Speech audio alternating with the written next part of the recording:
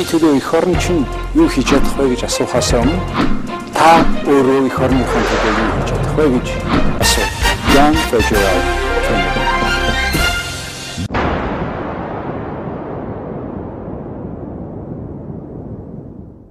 Хүн төлөвчтэй сайн байцгаана уу? De facto нэвтрүүлгийнхаа зочноор Дэлхийн банкны уурхайн ахлах мэргэжилтэн Graeme Hancock-ыг урьж ирүүлээд байна. Монголын уурхайн асуудлаар та бидний сэтгэл санааг үргэлж зовоож үйдэг хэд хэдэн асуудлаар энэ хүнтэй уулзаж ярилцахаар тохиролцсон юм ба. Good evening. Good evening. Thank you for coming to our studio. It's a pleasure. Graeme Hancock, Шинэ Зеландд магистр, Австралийн Queensland-ийн их сургуулийн уурхайн эдийн засагчаар докторийн зэрэг тус хамгаалсан.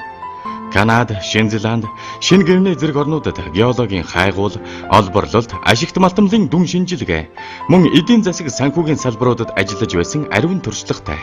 Доктор Hancock нь Шинэ Гвинейд 16 жил төрөл бүрийн салбаруудад ажиллаж байсан. Үүнд Шинэ Гвинейн технологийн их сургуульд уурхай хайгуулын эдийн засгаар багш, Шинэ Гвинейн засгийн газрын хайгуулын газрын дарга, мөн Дэлхийн банкнаас уурхайн салбарт хийгдсэн техникийн дэмжлэгийн төслийн зохицуулагч зэрэг багтана. 2005-аас 2006 онуудад Индонез, Фижи, Афганистан, Монгол зэрэг орнуудад мэргэжилтэн зөвлөхөөр ажиллаж байсан. 2006 оноос Дэлхийн банкны уурхайн мэргэжилтнээр ажиллаж байна. Энэ нь тухайн орны засгийн газар уурхайн салбарын яам, тамгын газарт эдийн засаг болон улс төрийн ашиг сонирхол санхүү зэргээр зөвлөгч мэргэжилтэн хийдэг. Одоо Монгол улсын нийслэл Улаанбаатар хотод Дэлхийн банкны уурхайн зүүн өмнөд Азийн бүсийн мэргэжилтнээр ажиллаж байна. I would like to ask you a question about why you became a geologist and who had the most strong impact on that. When I first started university, I actually intended to be a marine biologist. But during the first year of university, I just found it so exciting in the field of earth sciences that I changed my career path and focused on geology, eventually completing a master's degree. And I guess my professors at university were most instrumental in influencing the way I looked at the world. How long you have been studying geology in New Zealand? Well, I did a bachelor's degree followed by a master's degree, so that in total was about 6 years. Tell us about New Zealand. I was told it's very similar to Mongolia, a small country. Well, Mongolia and New Zealand have some similarities, but many differences. Okay. I think New Zealand's a very wet country, so it's very green all year round. It does have mountains, and it does have some areas which are slightly like a desert, but not like here. It's completely surrounded by water, which is the opposite to Mongolia. You're surrounded by other countries. There are so many sheep. Oh yeah, there are many sheep. I think there are about 30 million sheep and 4 million people. Wow. And so per capita, the amount of sheep is almost higher than in Mongolia. And then on top of that, we have about 10 million cattle. And altogether, how big the revenue from agriculture, or how big the role of agriculture in the economy? Agriculture is the most important component of the New Zealand economy. We are a major exporter of dairy products and meat and wool from New Zealand. And you can buy New Zealand lamb here in Mongolia, and New Zealand butter, of course.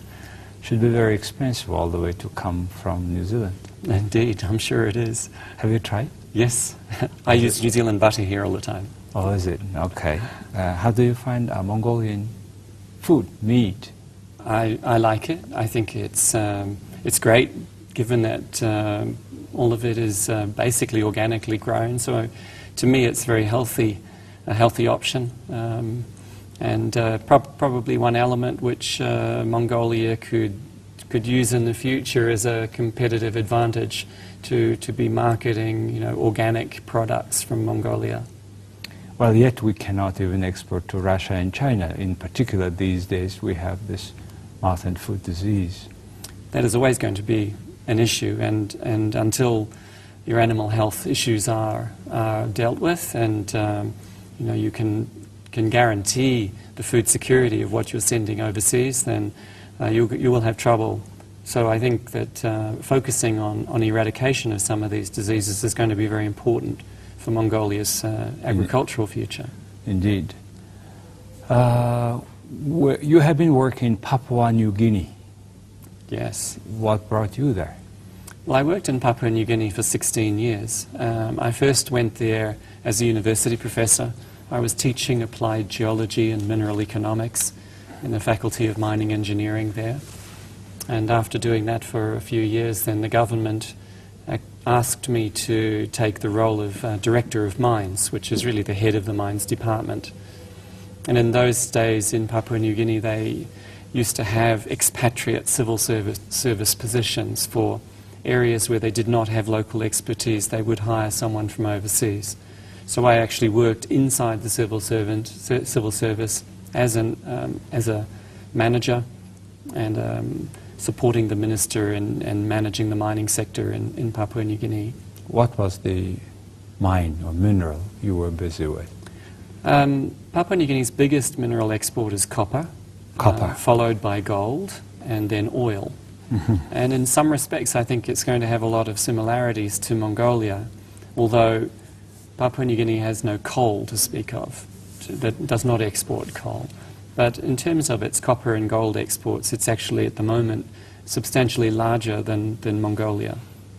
Or is it? And how many people are there now? The population of Papua New Guinea is approximately 6 million people. Well, then you have, you made a doctor in mineral economics. And yet in Mongolia we have still a lot to do with the economies of the minerals. We talk about the minings, licenses, deposits, but not yet this precedes the revenue part of it. And what do you think are the bottlenecks in this country, since you have been working in Mongolia for quite some years, right? Yeah, I've been working in Mongolia now for about 4.5 years. And yes, I do have a doctorate in mineral economics. And I think that Mongolia is still a very young country in the respect of developing the regulatory and legal framework for a market economy. And so, there are still issues and challenges which are there to be faced. And I think that we will continue to see both the legal framework and the regulations mature and grow through time.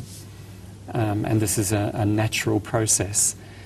So I don't see what is happening here in Mongolia as being unstable or difficult. This is just part of the natural process of arriving at a regulatory framework which balances the needs of the investor and the people of Mongolia. So whilst there are challenges at this point in time, I think we are still moving forward to address those with government. And certainly at the moment there is a review of the minerals law underway to fine-tune it and to add new elements into the law which are currently missing. But I see these as very positive things in the growth of the Mongolian environment. Still we talk about mineral curse. The resource curse, yes. Resource curse. Do you think we are really in that? Well, there are different components of what you would call a resource curse. And at this point in time, I'd have to say that no, Mongolia is not in the middle of a resource curse. I think that there are challenges going forward, particularly with the development of these very, very large new mines like Oyu Tolgoi and Taban Tolgoi. And the elements which you could see of a resource curse could be around the fact that Mongolia's exports will rise to very high levels, creating very substantial foreign exchange reserves. And this could put upward pressure on the exchange rate so that it would strengthen against other currencies. Now, if this happens, what it means is that in Mongolian Tuareg terms, your other producers of primary produce, such as your cashmere producers, for example, would actually receive less for their exports. And therefore, it's a disincentive to the development of other sectors of the economy. Now, this is sometimes referred to as Dutch disease, and it is one component of what could be the resource curse. When Tuareg appreciates as it is now, more or less, somebody is even predicting more appreciation, and we don't have much export other than Kashmir.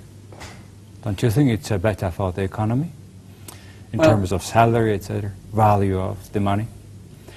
Yes, but you know, at the end of the day, the mining industry does not employ many people. Exactly. Whereas, you know, the agricultural sectors is a big employer. But if the agricultural sectors become less competitive in the international market, then it will be very difficult for them to be self-sustaining into the future. So yes, we might have a very large mining industry and you might have significant government revenues, but at the end of the day, the average Mongolian needs a job. And so one of the big challenges which is going to be there in the immediate future will be ensuring that the economy does diversify, that there is a focus on those things where Mongolia can be competitive internationally, and the development of these sectors in such a way that the base of the economy broadens rather than narrows just onto the mining sector. What kind of, you think, what kind of businesses that can be competitive internationally, or what is the sector that we can develop into that level? Well, if we look at successful examples from other parts of the world, we find that many of these countries focused very, very heavily on supporting the supply side to the mining industry. These mines are a very big market for goods and services, and they're very specialized goods and services. But they are goods and services which can be drawn from Mongolia. And by focusing on developing the suppliers to the mining industry, that is one way that you can in fact generate a lot of employment in a short space of time. For example, like what? In terms of the supplies of engineering services, contractors, catering and food services, the supply of equipment, parts, explosives, many things can be done. So basically you are saying that if we are specialized in the upper stream of mining business, and if we develop that business into the level of providing services all around the world, not only for Mongolia, then we can have a competitive industry? And yes, and that has happened in other parts of the world, even to the point where some countries now no longer have a mining industry, but they still have a very strong miner supply industry, like countries like Sweden, for example. Not such a big mining industry anymore, but one of the biggest suppliers of drilling equipment. Chile has moved aggressively to support the supply side of the mining industry. And so now we see Chilean mining supply firms supplying goods and services into the Australian mining industry. So you can see that it is possible, particularly in environments where you might have a slightly lower wage structure than somewhere like Australia or United States. So you can be competitive on a cost basis. And yet the country here, the strong motion goes on that we will go into the whole chain, supply chain, from upstream to all the way to downstream to the final products. And when the country is not ready for any of them, then suddenly to develop all of them. What is your opinion on that? I think in some sectors it does make sense to go downstream. And in others, I would say maybe not immediately, perhaps later. The problem with the downstream end is that it's very capital intensive and again doesn't generate many jobs. And when you have firms competing for capital and competing for employees, and for skilled employees in particular, if there's a shortage, it's going to be very difficult to actually develop downstream processing. However, if you were to say, well, does it make sense to do downstream processing of oil? I would say probably yes, because it's an issue of energy security. But downstream processing of other products, whether it's a zinc smelter or a copper smelter or some of those other, or iron, you have to ask, well, you know, does that contribute to the security of the country in terms of the supply of a needed commodity or not? But in fact, what you would be doing is you'd be producing another export commodity. Well, please tell us first of all, tell us about the World Bank. When you are here, when I ask you about your opinion on certain projects, I understand you don't have shares, you don't have insider, say, interest in that. Okay, well, the World Bank is a development bank. It's not a commercial bank. We don't have private shareholders. In fact, the shareholders of the World Bank are the governments of the world. So Mongolia is a part owner of the World Bank. And our mandate is to eliminate poverty in the world. And so that is the focus of our attention. And when we work with governments, then our objectives are to help governments to develop the policy framework and the infrastructure to support economic growth so that the quality of life of all of the citizens can be improved. So we don't have branches where we have people contributing savings and so on. That's not the way the World Bank works. So you're not investing in these big mines yourself as a World Bank? Well, there are different arms in the World Bank. The group that I work for is called the International Bank for Reconstruction and Development, and that arm of the World Bank works purely with governments. We don't work with the private sector. The World Bank does have a private sector arm, and it's called the International Finance Corporation, and it does provide debt financing and invests in private sector projects in the developing world. But in terms of the area that I work in, no, we don't work with the private sector at all, and we don't take equity positions in these projects. What we do is we provide financing to the government to build infrastructure and to do capacity building and regulatory reform. Those are the main areas we work on. Speaking about infrastructure, we talk about big projects, and yet we don't have proper infrastructure. Even we do not supply properly with electric energy the city. Nothing to say about the road conditions, another capacity in power in south. What is your opinion on that, and what we have to do on that? Well, I do see infrastructure as being one of the big challenges going forward, and it could result in bottlenecks in the future to the development of the mining industry. We are already seeing constraints on coal exports from the lack of rail, for example, particularly in the South Gobi area. We are seeing the development of Oyu Tolgoi, for instance, relying on power coming from China, at least for the first 5 years or so, until there is a new power supply built in the South Gobi. And likewise here in Ulaanbaatar, there is now this very strong discussion about having to build a new power station here to meet the very rapid growth and demand here. What do you think about that, about the location of the power station number 5?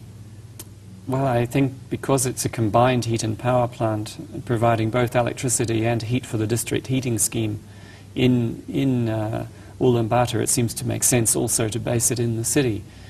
The only other alternative you have otherwise is to build a power station next to the coal itself, which reduces the rail transportation costs, and then build a heat-only boiler here in Ulaanbaatar. But not every country in the world providing heat with, not necessarily with power stations. No, very few in fact. Yeah, and why would do that, this inefficient way of heating? Well, it's not actually inefficient. Thermal efficiency of a combined heat and power plant is very high because not only are you generating electricity, you're also using the waste heat. So in terms of thermal efficiency, they are quite efficient.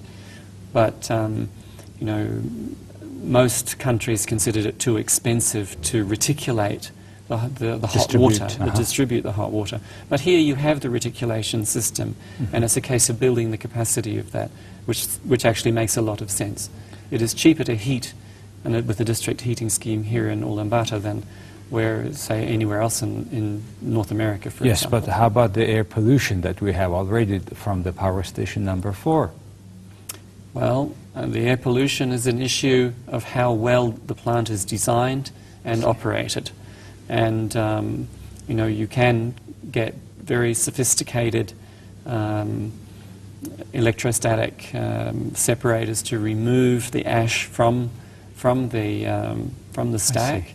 So you will not get any ash or smoke coming from the power stations. In fact, if you go to Korea, and there are many coal-fired power stations in Korea, but you don't see any coal ash or smoke. And that is because they have more sophisticated power stations. You know, your power stations 2, 3, and 4 are actually quite old and don't have the level of technology which you would expect to see in What would be power the station number 5. 5 technology? We would expect that one to be right up to date. And does World Bank work on that? Any feasibility? Well, in the case of the World Bank at this point in time, we are not financing coal-fired power stations because of the greenhouse gas emissions issues. But certainly we would encourage the government to take, you know, to choose the best technology they can as one of the elements of reducing the air pollution in Ulaanbaatar. Well, okay. Now let's talk about our mining problems. Of course, great developments are happening, a lot of money comes, but basically all money goes to the development of the mine. And through few jobs, relatively, it creates some benefit for people. Our politicians is too much promising on that. And yet the government, for example, in case of Oyu Tolgoi, owns 34% of the business, which means they have to invest 34% of this required about $5-6 billion. What do you think? Is it the best practice? Why the government should own it? Well, at the end of the day, you know, how much benefit flows to the government can be made up in many different ways, either through taxes of different types or through equity ownership. Equity ownership is an option, and you know, there are a number of countries around the world where the state does take equity positions in the operations. However, you know, there are both pluses and minuses to this process of taking up equity. The first is obviously the plus that if prices rise and profits are high, then the state gets a bigger share of the benefits of the operation. And I'm sure that's what's really motivating why Mongolia the government has chosen to take this share. However, the downsides are that if it's not profitable, the government has to pay for that 34% and then could face losses into the future. The other issue around ownership relates to whether the government will maintain its independence as a regulator. Because when you're both an owner and a regulator, sometimes there is pressure on you to compromise your environmental standards, for example, in order to make more profits. And so the government may find itself in this conflict of interest position. Is it going to enforce a regulation and reduce the amount of profit, or is it going to go soft on the regulations and allow more profit so that the government gets more money? So this conflict is always going to be there. And yet the government had decided to be always, even up to 51% in the strategic mines. And yeah, well, this is the choice that the government has made, and I think provided that there is a clear separation of the regulatory functions from the ownership functions, then it can be done. But there's a risk. I guess when we look at some of the existing state-owned enterprises, very few of them are making substantial profits, and therefore, and some of them even, the state is subsidizing into the future, which means that, you know, the citizens of Mongolia are actually paying to keep an operation running. This particularly is the case with most of the coal mines supplying your power system at the moment. That's unfortunately with the subsidized price. People believe that they are getting cheaper power, but at the end it turned out to be very expensive, up to even blackout. Well, that's right. At the end of the day, people are paying for it one way or another. A subsidy from the government means that there is less money to spend on other essential services. So, you know, a subsidy for energy, for instance, might reduce the amount of money that they have for building schools and health centres or providing drugs to hospitals and so on. So there is never a free lunch, right? It has to be paid for somewhere. Particularly when the government management system is not transparent, particularly according to our newspapers, a lot of sources are mismanaged, then we really have a problem on that, the subsidized price. I have certain questions to ask you about rehabilitation. And I understand there are better and best practices around the world. And I understand in Australia, for example, you will get back the mine site as it was before you dig it. Well, not exactly. There certainly are best practices around the world, and countries which Mongolia could certainly learn a great deal from are Canada, the United States and Australia, in terms of how to manage the development process of a mine and also to manage the closure process of a mine. At the end of the day, the objective of most of these closure and rehabilitation programs of the other mines is to create a sustainable environment past closure. Now that doesn't mean necessarily taking all the material and putting it back in the hole where the gold or copper was dug out from, but certainly creating an environment which can be revegetated, which can once again become a habitat for animals and so on, which is not releasing, you know, toxins into the environment through time, that is sustainable in time, is what is the objective. How to make secure there is the fund for recovery, and secondly, what happens if that company, due to some reasons, bankrupt or something happens? What is the procedure to use that money? Okay, well, what we consider to be best practice at this point in time is that when a company applies for a development license and submits its feasibility study, it should also submit a closure plan. And that closure plan should have with it an estimate of the total cost of meeting that closure.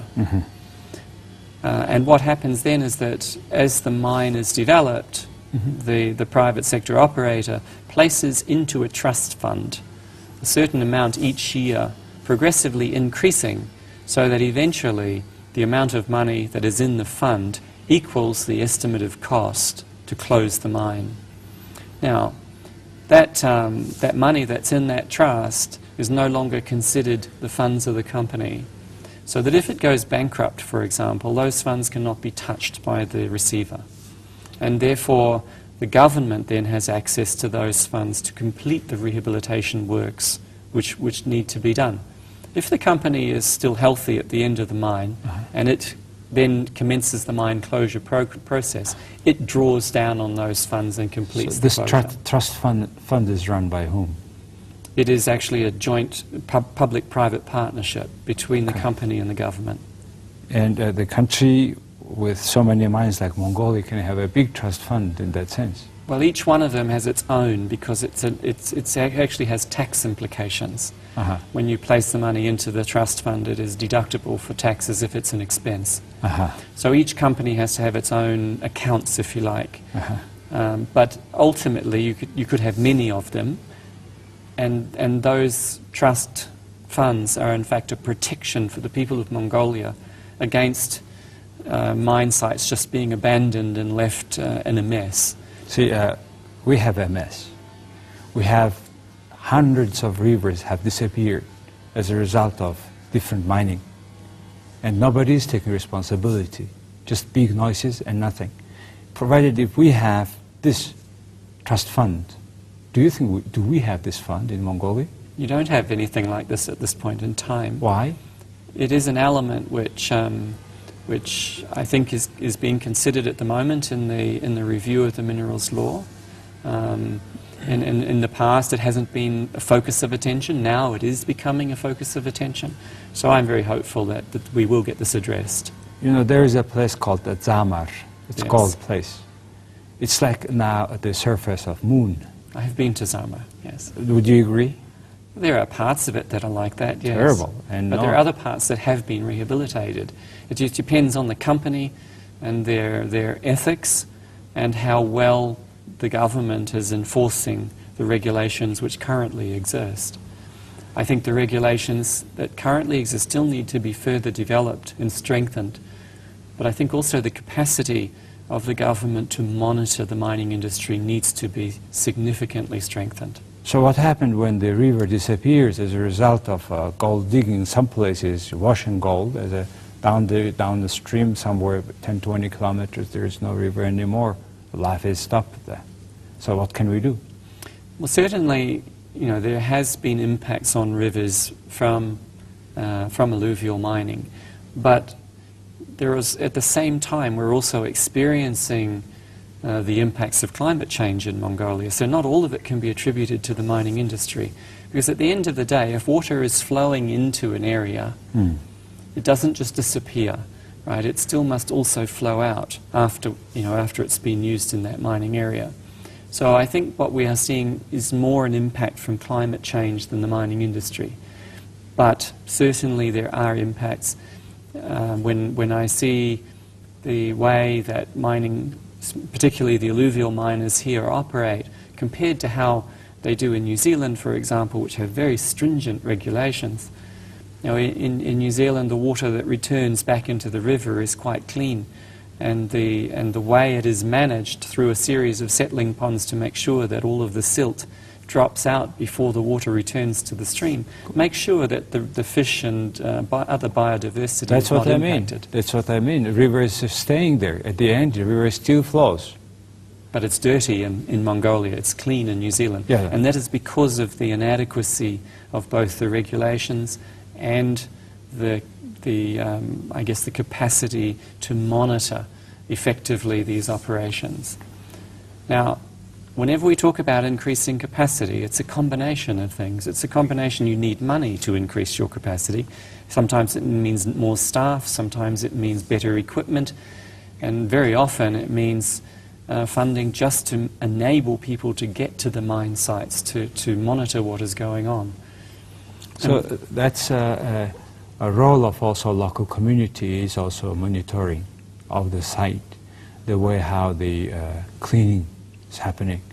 That's correct. This is an area, I think, where there's a lot of potential for work here in Mongolia and to help improve the outcomes by having what we call citizen monitoring, community groups overseeing the project and providing feedback to the regulators. And if there are problems, then the regulator can target where they will go rather than try to go everywhere. So isn't it a good solution for Mongolia to have local people doing this monitoring and getting paid? I think it is a good option. I think it is something that should be explored more into the future. Either, you know, having people who are working with the SUM and IMAG level government or directly with the regulatory authority at the national level. I think there are definitely opportunities for perhaps lower cost monitoring because of people working in their own home environment and without the transportation cost of getting backwards and forwards. So then let's consider this in the context of tax, how much the local community should take from the benefit of this mine. Usually in the bigger mines, the central power is getting more and less community less. In some cases, companies are becoming de facto governor of the place. What do you think about this tax? Well, I think that there is, again, we are still in a very young environment when it comes to the decentralization of fiscal powers or decentralization of budgeting and funds. I hope that as Mongolia progresses, that more and more of these functions for monitoring and for certainly the expenditure and use of funds goes back to the local levels. But this is going to require the growth of capacity and transparency and good governance at these local levels to be able to handle flows of funds. But at the moment I would have to say that Mongolia doesn't have a very good structured system of decentralizing flows of money. At the moment, from these big operations, everything almost comes to the central government. It then relies on the central government to send money back out. Not necessarily back to that place. But it's not necessarily happening. And it's not necessarily going back to the places which are most impacted. And I think this is something that requires quite a lot of work here. If we take a look, for example, at the South Gobi area at the moment, and particularly the area around Oyu Tolgoi, we are seeing in-migration, people moving to the area and settling at Hanbog Sum, for example. Now, Hanbog hasn't received any increase in budget, but it's got a big increase in people. So the schools are stretched, the health centres are stretched, the infrastructure, water supply, the electricity system, everything is stretched. And yet none of the budget, none of the money is flowing back to give the local authority the capacity to deal with the challenges it is facing. So there needs to be much more recognition that those areas with large mining operations are going to have more demands or experience more demands than other areas. So they should have additional budgets as a result. So when this balance does not happen, when the local community do not receive, then it is replaced today by the so-called sponsorship by that mining company for a particular project. That's correct. As a result, we don't know where and what happens. When Jargal is giving some school or hospital, so for example, the maternity house number 1 will be rebuilt by Jargal money. So what is the best practice? Is it not tax? Well, the thing is that a mining company sees its job as being a mining company, right? Yes. It wants to focus its attention on being the most efficient and profitable miner and digging the gold out of the ground or copper out of the ground and producing the product. That is their core business. They're not in the business of running townships, yes, or hospitals or schools or things like that. That's not their core business. What you find happening in some countries, and I fear we're seeing it more and more happening here in Mongolia, particularly around Oyu Tolgoi, is that if the government is not delivering, all of the demands get placed on the company. At the end of the day, then the company has more power in that area than the government does. And so effectively you can say then the mining company becomes the de facto government. And I think it's a very negative trend. The government needs to take responsibility for supplying the social services which are its mandate. You know, the company's mandate is to be a mining company. The government's mandate is to supply the social services and infrastructure necessary for community development and growth. Or if the local community do not receive, they look for another means to suck the government, that company to, you know. That's right. They will always take their That's what's happening in companies. Mongolia all around. And instead of the central government distributing that money, the local authorities make sure that these companies pay for them. Otherwise, they will not give a good time for them to operate. Well, I think the concern is that if the company says, no, I'm sorry, that's not our responsibility, that's the role of the government, and people continue to be discontented, then the communities might take out their frustrations on the company and close the roads and stop it from operating, which we see happening in many countries. We talked about the sharing of tax from that company among private and local and central government. Can we talk about, in general, legal tax environment of Mongolia compared with other countries? Is it very high? What kind of problems do we have here? Well, if we exclude the windfall profits tax, Mongolia's base taxes are actually quite, in fact, very competitive internationally. They are generally lower than what we see around the rest of the world. But when you factor in the fact that the government is going to take 34% ownership, then the total share of the profits that end up in the hands of the government in Mongolia is higher than most other countries. So if, for example, a project which is not a strategic deposit, which doesn't have state equity, then in fact they have a very competitive tax regime here. But those that are operated, which are the strategic deposits, is not so competitive because of the state equity requirement. But I think that certainly the smaller companies benefit from the tax environment, but the larger companies do not. There was a recently very strong attempt by the Australian government to increase tax. What had happened? What was that tax about? What they attempted to introduce was a very sophisticated tax based on what we call a rate of return. And generally these taxes are called resource rent taxes. It is a type of tax which only applies once the company has achieved a certain level of return on its investment. And so therefore only applies at generally higher levels of profit. Australia's attempt to introduce that tax was certainly was fought very hard by the industry because they felt that the government had chosen such a low level of profitability. So it said only 6%, for example. So if your profit was 6% of your invested capital, then anything above that you had to pay this higher tax rate. So generally the industry said, well, that's far too low. I'm better off just leaving the money in the bank than investing in a risky mine. So therefore it was all about this risk premium. What should that rate of return be before the higher tax rate cuts in? And there has been a discussion of resource rent taxes here in Mongolia. Most people are unaware of it.